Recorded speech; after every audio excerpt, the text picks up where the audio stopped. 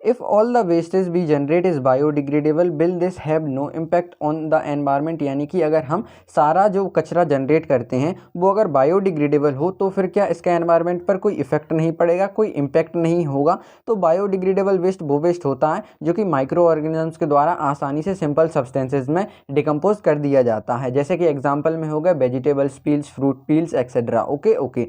तो क्वेश्चन में ये पूछा गया है कि अगर हम सारा कचरा जो जनरेट करते हैं वो अगर बायोडिग्रेडेबल हो तो क्या एनवायरनमेंट पर इसका कोई इम्पैक्ट नहीं होगा। तो ये क्वेश्चन में पूछा गया है। ओके, तो मैं आपको बता दूं कि अगर हम सारा जो कचरा जनरेट करते हैं वो अगर बायोडिग्रेडेबल हो और छोटी क्वांटिटी यानी कि स्मॉल क्वांटिटी में हो तो फिर ये क्या माइक्रो ऑर्गेनिजम्स के द्वारा आसानी से डिकम्पोज कर दिया जाएगा और कन्वर्ट कर दिया जाएगा किसमें, मैनर में। और फिर जो मैनर है वो आसानी से प्रोड्यूसर्स के द्वारा न्यूट्रिएंट्स के रूप में यूज़ कर लिया जाएगा। लेकिन अगर जो सारा जो कचरा हम जनरेट करते हैं वो बायोडिग्रेडेबल हो परंतु ह्यूज क्वांटिटी में, लार्ज क्वांटिटी में, बड़ी क्वांटिटी में हो तो फिर क्या होगा, तो फिर जो प्रोसेस है इस कचरे की डिकम्पोजिशन की वो स्लो हो जाएगी। क्यों? क्योंकि इतना ज़्यादा कचरा आ जाएगा ना, तो फिर अब प्रोसेस स्लो होगी डिकम्पोजिशन की तो देन एनवायरनमेंट में गंदी स्मेल फैलेगी। क्यों? क्योंकि जब कोई भी कचरा या कह लो सब्सटेंसेस जब भी डिकम्पोज होते हैं तो उनकी बहुत गंदी स्मेल होती है, बहुत फाउल स्मेल होती है। ओके, तो अगर सारा कचरा बायोडिग्रेडेबल होगा परंतु बहुत लार्ज क्वांटिटी में होगा तो ये पूरे एनवायरनमेंट में बहुत गंदी स्मेल फैलाएगा और इसका जो डिकम्पोजिशन है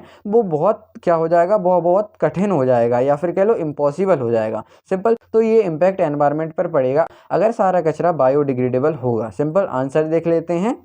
If all the wastage we generate is biodegradable and in small quantity which can be easily be decomposed by microbes, then it will produce valuable manner which can be reused by producers as nutrients, but produces bad smell in the environment when it is in huge quantity, then its decomposition become difficult or even impossible। तो हमने दोनों situations बता दी कि अगर सारा कचरा biodegradable होगा परंतु स्मॉल क्वांटिटी में होगा तो ये माइक्रो ऑर्गेनिजम्स के द्वारा या फिर कह लो माइक्रोब्स के द्वारा ये आसानी से डिकम्पोज हो जाएगा और कन्वर्ट हो जाएगा वैल्यूएबल मैनर में और फिर उस वैल्यूएबल मैनर को प्रोड्यूसर्स आसानी से न्यूट्रिएंट्स के रूप में यूज़ कर लेंगे। परंतु अगर सारा कचरा बायोडिग्रेडेबल होगा लेकिन ह्यूज क्वांटिटी में होगा तो फिर क्या होगा, तो पूरे एनवायरनमेंट में ये बहुत गंदी स्मेल फैलाएगा और फिर इस कचरे का डिकम्पोजिशन बहुत कठिन हो जाएगा और इवन इम्पॉसिबल यानी कि असंभव तक हो जाएगा। क्यों? क्योंकि इतना ज़्यादा बहुत क्वांटिटी में हो जाएगा ना, तो देन जो प्रोसेस है किसकी डिकम्पोजिशन की वो स्लो डाउन हो जाएगी। ओके।